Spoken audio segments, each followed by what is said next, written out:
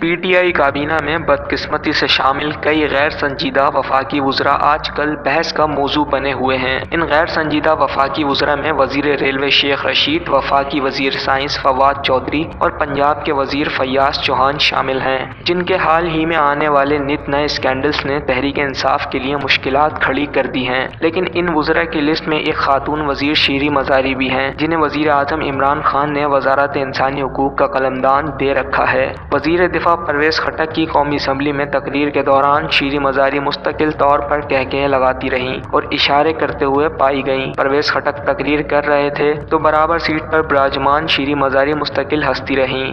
Under Rule 288 of the Rules of Procedures and Conduct of Business in the National Assembly 2007, that the requirement of sub-Rule 2 of Rule 123 of the said rules. انسانی حقوق کی وفاقی وزیر کا video clip social media پر viral ہو گیا ہے، جس پر صارفین مزاحیہ رد عمل دینے کے ساتھ ساتھ شدید تنقید بھی کر رہے ہیں۔ ناقدین کا کہنا ہے کہ شیریں مزاری کو ہنسنے کے بجائے وزیر دفاع کی تقریر پر توجہ دینا چاہیے۔